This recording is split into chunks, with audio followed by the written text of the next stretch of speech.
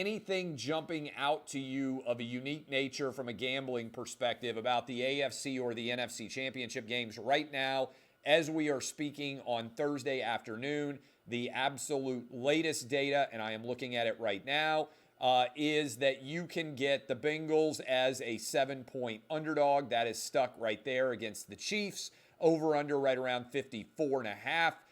And the Rams, I mean, it's amazing how these numbers have just stuck, Furman, right at a 3.5-point favorite. Not a lot of mobility here. What is standing out to you? Let's start with the Chiefs going up against the Bengals. Well, I think when you talk about numbers, I mean, this time of year, odds makers trust their process, and you're not going to see a ton of line movement on either side or total. What is interesting, though, about the Chiefs and Bengals game, you did see a few shops out here in the desert actually open that number as low as 50.5, 51. Of course, the market quickly corrected itself, and as you highlighted, FanDuel inching closer to the key number of 55, given the scoring flurry we saw from Kansas City last weekend in their narrow victory against the Buffalo Bills. Of course, these two teams did battle a few weeks ago, a 34-31 triumph for Cincinnati, a game they won outright as a 3.5-point underdog. I think when you look at this Bengals team, and not to throw salt in a still very fresh wound for you, you do wonder if this Bengals defense has been tested yet this postseason, like the kind of caliber offense they're going to face at Arrowhead on Sunday. I know They'd be Joe tested Burrow, if we had a decent quarterback in Nashville. Well, you know what? That's one thing that we didn't discuss. Apparently, Zach Taylor and Callahan had a step up on Ryan Tannehill from the time they all spent together down in Miami. So they were in his head right from the opening kickoff.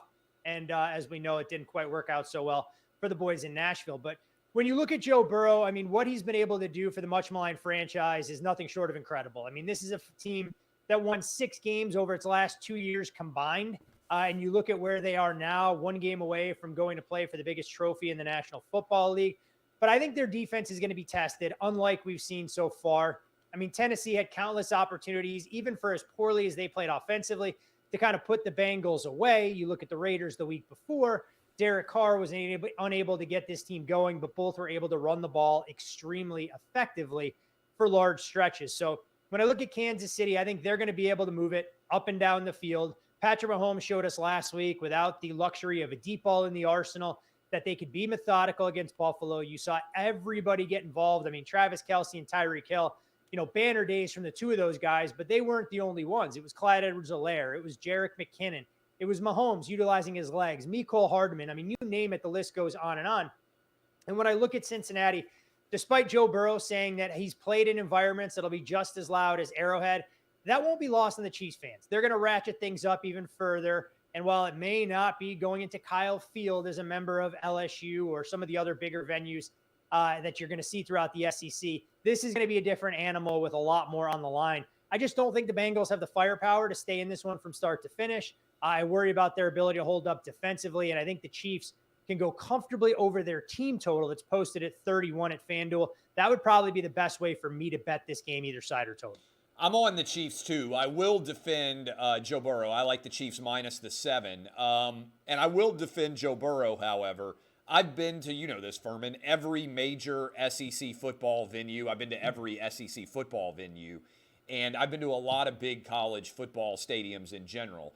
There's no way that Arrowhead is anywhere near as loud as Death Valley in LSU is, as Alabama on the road when you're LSU playing a monster game, as Tennessee is, as Georgia is.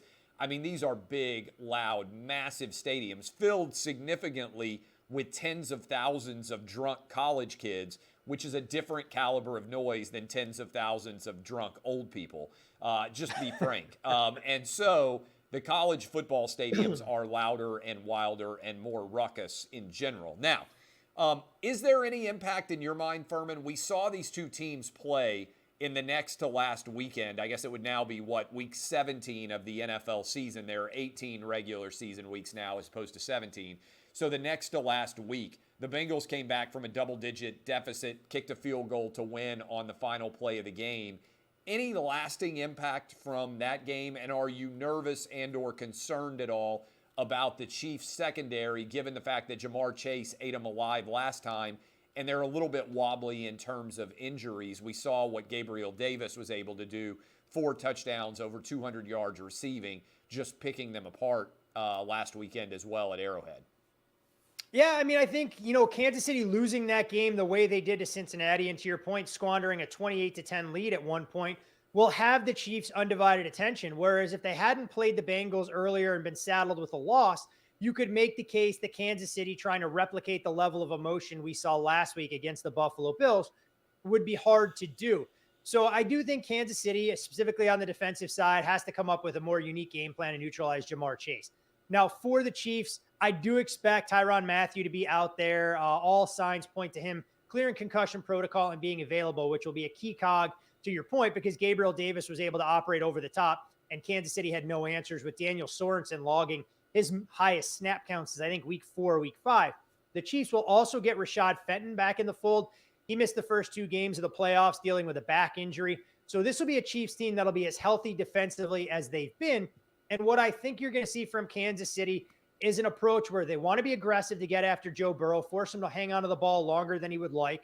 Maybe look to do some bracketing of Jamar Chase, because T. Higgins was really a non-factor in that game. And so if you're going to try and go up against a Bengals team that's brimming with confidence, the us against the world mentality, don't allow them to beat you with their elite weapon, which has been Jamar Chase.